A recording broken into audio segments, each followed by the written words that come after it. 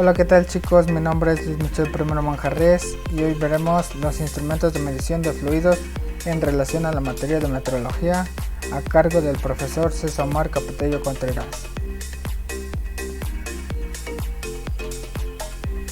Como primer concepto tenemos lo que viene siendo flujo, y flujo se refiere a la relación que existe entre la masa y el volumen, o bien sería la cantidad de masa del fluido que fluye a través de una tubería en un segundo, refiriéndose a la densidad de un cuerpo.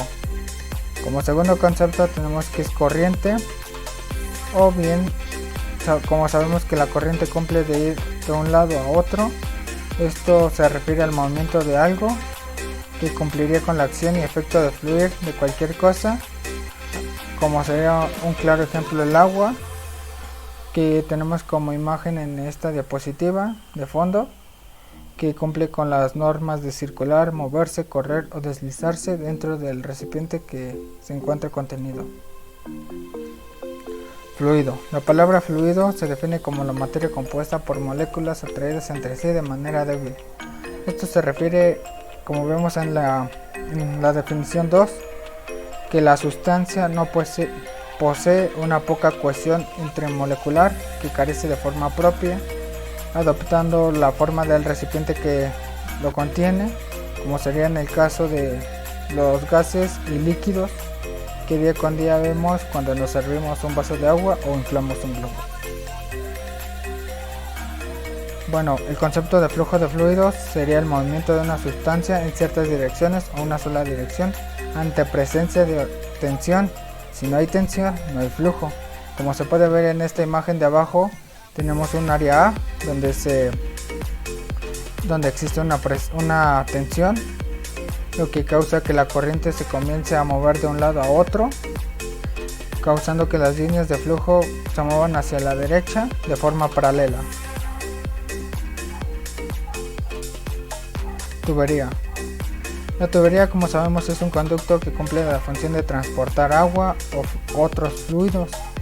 En el caso de que si se transporta petróleo, este se define como oleoducto, y si se transportara un gas, este se define como gasoducto. Como segunda definición de tubería tenemos que este es el conducto que sirve tanto para transportar agua, gases, cemento e inclusive cereales.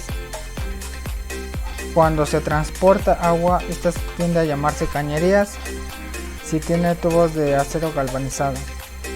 Debajo de estos conceptos tenemos tres claros ejemplos de tuberías, como sería el hormigón, el galvanizado y el de metal. Placa de orificio. La placa de orificio es un sensor del caudal. Este llega a presentar una presión no recuperable y demasiado grande, y esto debido a la turbulencia alrededor de la placa, ocasionando un consumo de energía elevado, además de que presenta un orificio concéntrico. Este orificio, que tiene el mismo centro que otro, es de bordes intensos. Debajo del concepto tenemos un claro ejemplo de dónde se puede ubicar la placa de orificio en el tubo de flujo. Esto hace que tomemos cuando hay una corriente, esta actúa de manera que el flujo no tenga tanta presión y vaya disminuyendo un poco. Más adelante veremos los tres tipos de la placa de orificio. Tobera.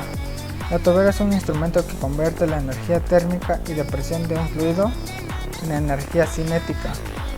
Este es utilizado especialmente en el turbo o máquinas, y otras como inyectores, surtidores, propulsión a chorro. Como podemos ver en las imágenes de abajo, vemos que la corriente al entrar por la tobera es expuesto a gran presión, lo que causa que sea lanzado en gran propulsión a chorro, como se mencionaba anteriormente. La clasificación de tipos de fluidos de acuerdo con el estado de la materia. Anteriormente les mencioné dos claros ejemplos de fluidos, que sería el gas y el líquido. Como sabemos, ambos carecen de una cohesión intermolecular, lo que hacen que adopten la forma del recipiente. En el caso de los gases, son fluidos altamente compresibles que se caracterizan por experimentar grandes cambios, adoptando la forma y el volumen del recipiente, expandiéndose todo lo posible por alta energía cinética, como sería el claro ejemplo de los globos. En el caso de los líquidos, el líquido es un estado de agregación de la materia en forma altamente incomprensible. Su volumen es constante en un rango grande de presión, y estos mismos líquidos presentan tensión superficial y capilaridad. Generalmente se dilatan cuando se incrementa su temperatura y pierden volumen cuando se enfrían. Puesto que sabemos que los líquidos tienden a convertirse en sólidos y al mismo tiempo a gas, lo que hace que su volumen varíe. Como ejemplo les puse la imagen al servirnos el agua. La clasificación de tipos de fluidos de acuerdo a la viscosidad y esfuerzo cortante. Tenemos dos tipos de clasificación, que serían los newtonianos y los no newtonianos. En el primer caso sería un fluido cuya viscosidad puede considerarse constante en el tiempo. La curva que muestra la relación entre el esfuerzo o cizalla contra su velocidad de deformación es lineal. Como ejemplos tenemos el diésel, la miel, que permanecen con esa viscosidad y cuando son expuestos a una cierta temperatura no cambian, sino permanecen igual. Más sin en cambio, en los no newtonianos, que son aquellos fluidos cuya viscosidad varía con la temperatura y la tensión cortante que se le aplica, sería el resultado de un fluido no newtoniano que no tiene un valor de viscosidad definido y no es constante. Un claro ejemplo sería cuando mezclamos harina y agua, o cuando nuestras mamás preparan alguna masa para algún postre. ¿Qué pasa cuando se someten a cierta temperatura o a cierta fuerza? Estos tienden a moldarse con un estado sólido, pero cuando se sueltan y se dejan de mover, estos tienden a un estado líquido o viscoso. Por eso no tienen un valor definido de viscosidad. Bueno, como otra clasificación de fluidos tenemos a los tipos de acuerdo con la velocidad de flujo regido por el número de Reynolds. Existen tres tipos, que son los laminares menores a 2000. Estos se caracterizan por el movimiento de las partículas de fluido cuando se producen siguiendo trayectorias bastante regulares, separadas y perfectamente definidas, dando la impresión de que se tratan de láminas o capas más o menos paralelas entre sí. Como segunda clasificación tenemos la transición, que va de 2000 a menores de 4000.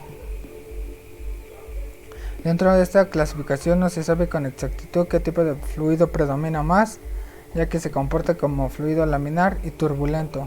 Es decir, se encuentran las placas laminares en conjunto con pequeñas irregularidades o turbulinos en el mismo, por eso reciben el nombre de transición. Turbulentos son mayores a 4000, y este tipo de fluido donde las partículas de fluido se mueven en trayectorias muy irregulares sin seguir un orden establecido, ocasionando la transferencia de cantidad de movimiento de una porción de fluido a otra. Un claro ejemplo es cuando la corriente, como al inicio se veía que se aplica la tensión, esta tendía a irse hacia la derecha, lo que hace que las líneas de flujo sean paralelas, mientras en el caso de los turbulentos, cuando no existe cuando la tensión no se aplica de manera adecuada, estos tienden a moverse por varias partes sin seguir un orden de paralelo hacia un lado. La clasificación de tipos de fluidos comprensibles e incomprensibles. Los comprensibles son el flujo en el que los cambios de densidad de un punto a otro no son despreciables por fuerzas externas o variables termodinámicas. La densidad varía de acuerdo con las condiciones del sistema. Bueno, como los comprensibles, tenemos que los gases son fluidos muy comprensibles, ya que si hacemos el experimento de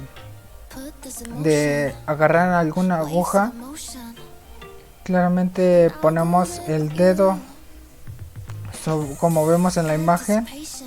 A la hora de hacer que expulsemos el oxígeno, este va a seguir comprensible y no suelta la cantidad del gas a menos de que sufra una tensión mucho mayor.